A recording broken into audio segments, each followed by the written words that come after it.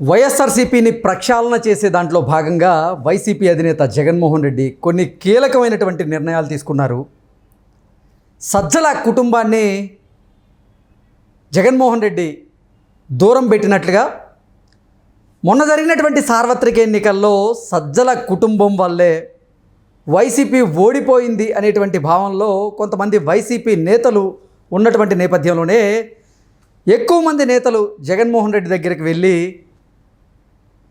కేవలం సజ్జల రామకృష్ణారెడ్డి, సజ్జల భార్గవరెడ్డి వల్లే మొన్న జరిగినటువంటి సార్వత్రిక ఎన్నికల్లో వైసీపీ ఓటమి పాలైంది అంటూ ఎక్కువగా సజ్జల రామకృష్ణారెడ్డి మీద కంప్లైంట్స్ జగన్మోహన్ రెడ్డికి వెళ్ళినటువంటి నేపథ్యంలోనే జగన్మోహన్ రెడ్డి ఇప్పుడు సజ్జల కుటుంబాన్ని దూరం పెట్టారు.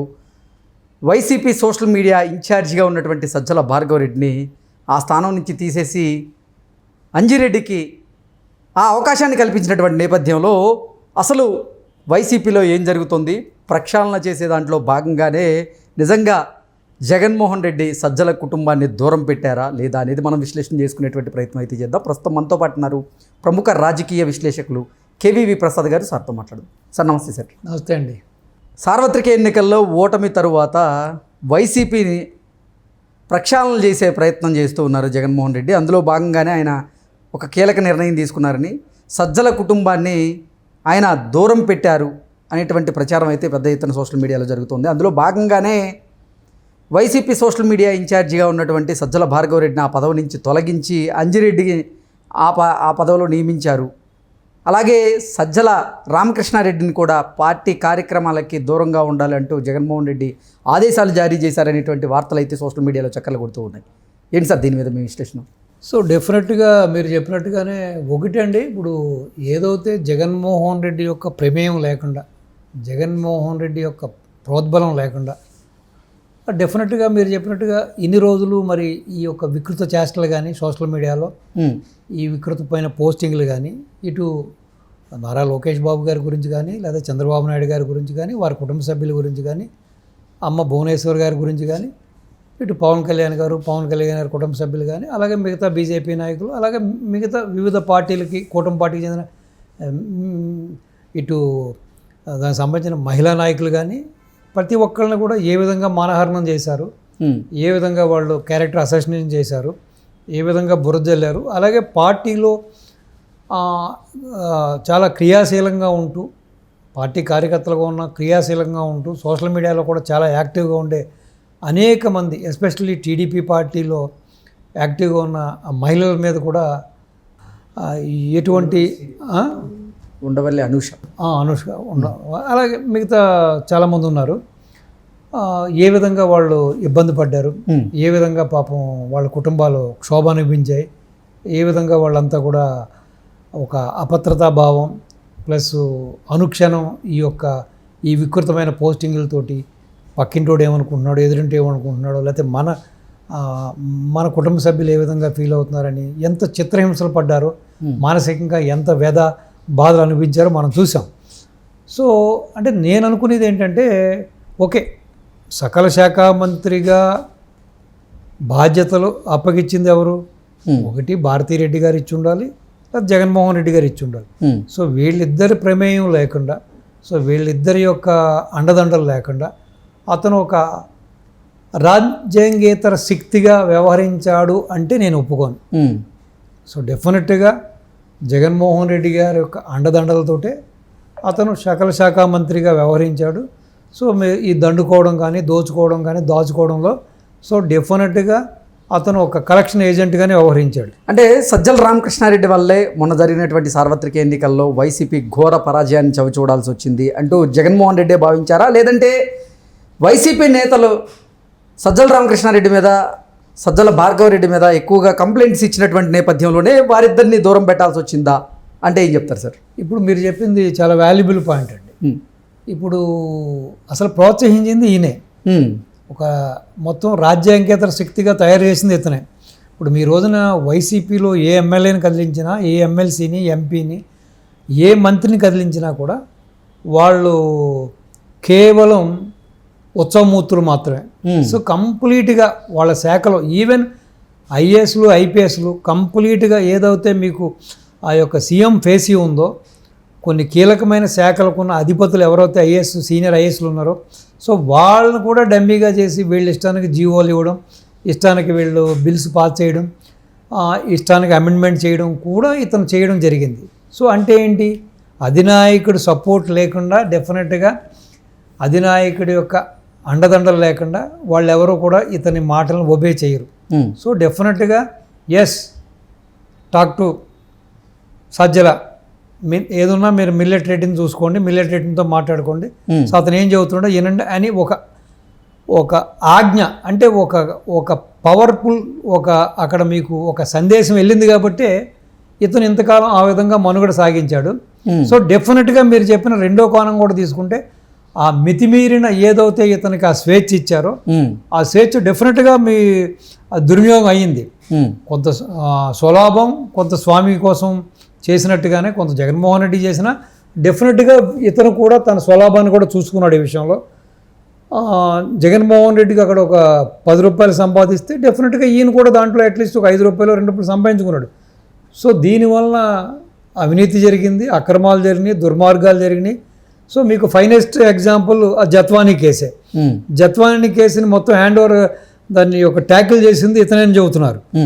సో ఏ పోలీస్ ఆఫీసర్ చేసినా మమ్మల్ని ముంచేశాడు, ఈ రోజున మా బతుకులు ఇలా నాశనం అయిపోయినాయి, ఈ రోజున మేము ఇలాగా రోడ్డును పడ్డానికి, ఈ విధంగా ఈ యొక్క ఇన్ని మాటలు పడ్డానికి, ఈ విధంగా ఈ యొక్క పోలీస్ స్టేషన్ చుట్టూ తిరగడానికి లేకపోతే కోర్టుల చుట్టూ తిరగడానికి కారణం అని చెప్పి చాలామంది చెబుతున్నారు.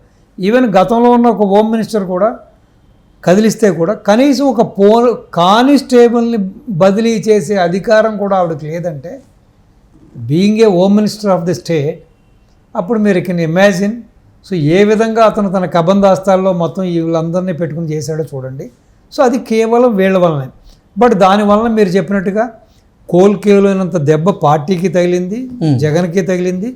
పార్టీ ఈ విధంగా పంగనామాల స్థితికి రావడానికి కారణం సజ్జల కుమారుడు భార్గవరెడ్డి అన్నది ఎటువంటి సందేహం లేదు.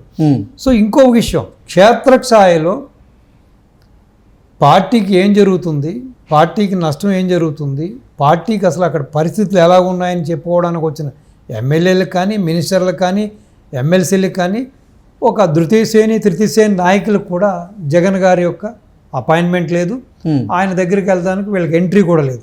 సో ప్రతిదీ కూడా ఇతనే. అసలు ఇతను వాళ్ళు చెప్పిన దాన్ని అక్కడ ఎటు క్యారీ చేస్తున్నాడు, ఏం చెబుతున్నాడు, వాస్తవాలను అతని దృష్టికి తీసుకెళ్తున్నాడా అన్నది కూడా అగమ్మగోచరం. సో ఈ రోజున మీరు చెప్పినట్టుగా కొంతమంది నాయకులు, కార్యకర్తలు వచ్చి మొరపెట్టుకుంటున్నారంటే ఆల్రెడీ డ్యామేజ్ అవుతే జరిగిపోయింది. సో దానికి ప్రధాన కారకుడు, ప్రధాన కల్పిట్ ఎవరు ఈ ఎపిసోడ్లో? జగన్మోహన్ రెడ్డియా, లేకపోతే భారతీ రెడ్డియా, లేదా సజ్జల రెడ్డియా? సో వాళ్ళిద్దరే ప్రోద్బలం లేకుండా ఇతను కుమారుడు ఈ విధంగా మీరు రెచ్చిపోవడం కుదరదు. సో డెఫినెట్గా మీరు చెప్పినట్టుగా ఈ రోజున పార్టీని ప్రక్షాళన చేయడం కోసమో, లేకపోతే పార్టీని మళ్ళీ బతికించుకోవడం కోసం, మళ్ళీ మనుగడ కోసం పోరాటం పడుతున్న జగన్మోహన్ రెడ్డి ఇప్పుడు వింటున్నా కూడా వాళ్ళ మాటలు ఇన్ని యాక్షన్ తీసుకున్నా కూడా అతని అంతరాత్మకు తెలుసు దీనికి ప్రధాన కారణం నేనే. ఏదైతే నా స్వార్థం కోసం సజ్జల రామకృష్ణారెడ్డిని కూర్చోబెట్టి ఒక రాజ్యాంగేతర శక్తిగా తయారు చేశాను, ఒక సకల శాఖ మంత్రిగా అందరి మీద నేను ఒక గుర్రపు స్వారీ చేయించాను, పార్టీకి ఈ రోజున ఇంత నష్టం జరిగిందంటే ఇది కేవలం నేనే అనేది ఆయన అంతరాత్మకు తెలుసు. సో ఏదేమైనా జగన్మోహన్ రెడ్డి ఈ రోజున తీసుకున్న ఈ నిర్ణయం, మీరు చెప్పిన దొడ్డి అంజిరెడ్డిని తీసుకొచ్చి సోషల్ మీడియా బాధ్యతలు అప్పగించడం, భార్గవరెడ్డిని పక్కన పెట్టడం, అలాగే సజ్జల రామకృష్ణారెడ్డి గారి యొక్క పవర్స్ను కూడా పరిమితం చేయడం అనేది ఒక డెఫినెట్గా ఇది అభినందించవలసిందే. కానీ ఇక్కడ ఎలా ఉందంటే చేతులు కాలిన తర్వాత ఆకులు పట్టుకున్న సందర్భంగా ఉంది జగన్మోహన్ రెడ్డి వైఖరి. సో అంటే అసలు పార్టీ మనగడే ప్రశ్నార్థంగా మారి అసలు ఇంకా పార్టీకి భవిష్యత్తు ఉందా, జగన్మోహన్ రెడ్డి మళ్ళీ రాజకీయంగా నిలదొక్కుంటాడా, రాజకీయంగా భవిష్యత్తు ఉందా లేదా, అసలు ఇంకా ఈ పార్టీని ప్రజలు స్వీకరిస్తారా చేదరిస్తారా అనే పరిస్థితుల్లో ఇప్పుడు ఒకటండి, మనిషి కంప్లీట్గా అవయవాలన్నీ కూడా ఫెయిల్ అయ్యి ఒక డెడ్ బాడీ కింద మారిపోయిన తర్వాత, శవంగా మారిపోయిన తర్వాత అతనికి ప్రాణం పోయడం ఎంత కష్టతరమో ఈ రోజున జగన్మోహన్ రెడ్డి యొక్క పార్టీ పరిస్థితి కూడా అంతే. సో ఇతను ఎంత పోస్ట్ మార్టం చేసినా, ఎంత ట్రీట్మెంట్ చేసినా కూడా, ఇప్పుడు శవానికి ఏం ట్రీట్మెంట్ చేస్తారు, మీరు ఎన్ని రోజులు చేస్తారు? సో ఏదో కొంచెం వెంటిలేటర్ మీద పెట్టి అటు తిప్పి ఇటు తిప్పి ఏదో కొన్ని చేసినా కూడా సో 4 రోజుల తర్వాత 5 రోజుల తర్వాత డెఫినెట్గా ఆ శవం అనేది అది చెడిపోద్ది, కుళ్ళు వాసన వస్తుంది. ఇప్పుడు జగన్మోహన్ రెడ్డి పార్టీ పరిస్థితి కూడా ఆల్రెడీ అది పూర్తిగా చెడిపోయింది, దాన్ని రిస్టోర్ చేసే పరిస్థితి కూడా లేదు.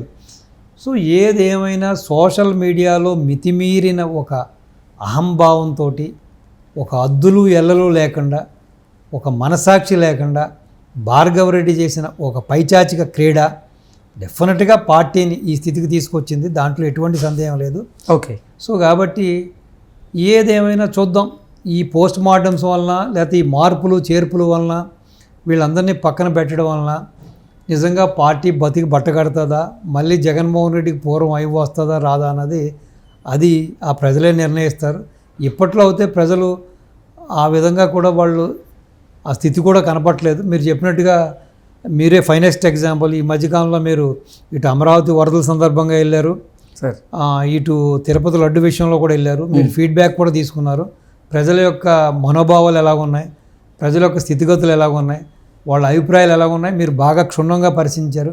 ప్రతి వాళ్ళు చేదరిస్తున్నారు, చీకొట్టుకుంటున్నారు. కాబట్టి సో నాకు తెలిసి అవుతే జగన్మోహన్ రెడ్డి యొక్క రాజకీయ జీవితం అయిపోయిందని అనుకుంటున్నాను నేను. ఓకే. ఇక మీదట ఆంధ్ర ప్రజానీకులు మరొక్కసారి ఇటువంటి నాయకుడికి పట్టం కట్టి మళ్ళీ వాళ్ళ జీవితాలను దుర్భరం చేసుకుంటారని, లేకపోతే వాళ్ళ సమాధిని వాళ్ళే కట్టుకుంటారనేది అయితే నాకు అయితే నమ్మకం లేదు.